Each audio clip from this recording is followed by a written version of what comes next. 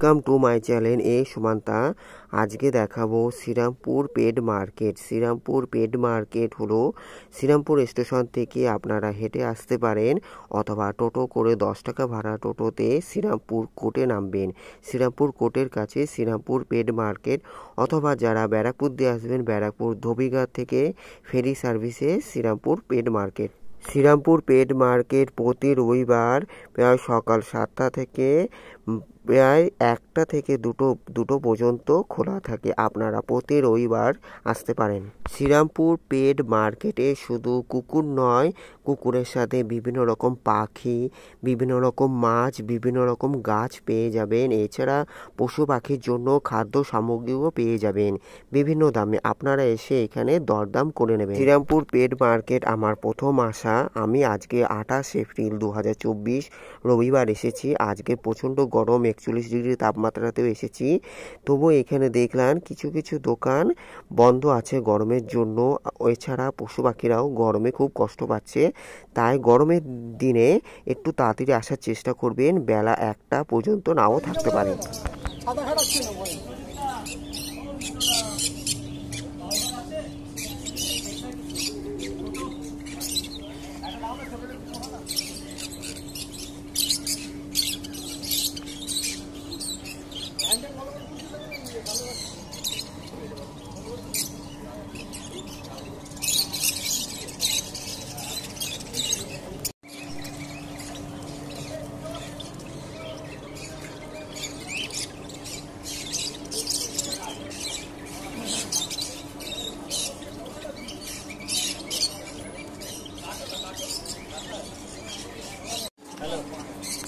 তোতাটি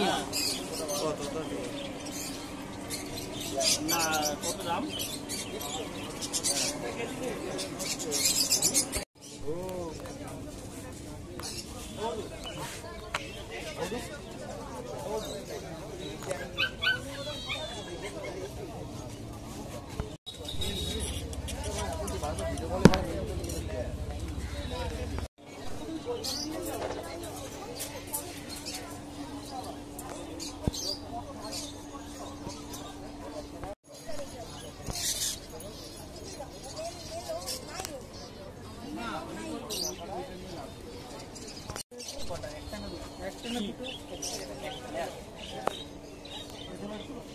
কালো মালটা বলো।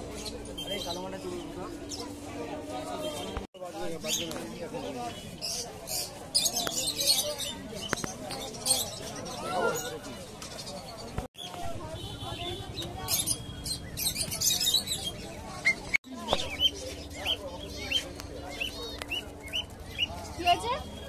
একদম ছোট না?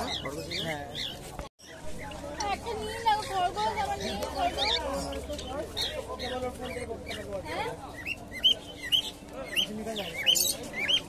ঘরে বেঁধে ঢুকবো কি করে?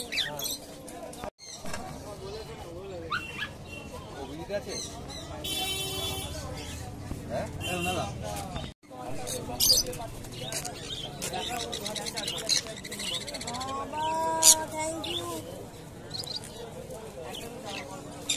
আমার পাখিগুলো কোথায় রাখলো? ওই তো তলায় রাখা আছে।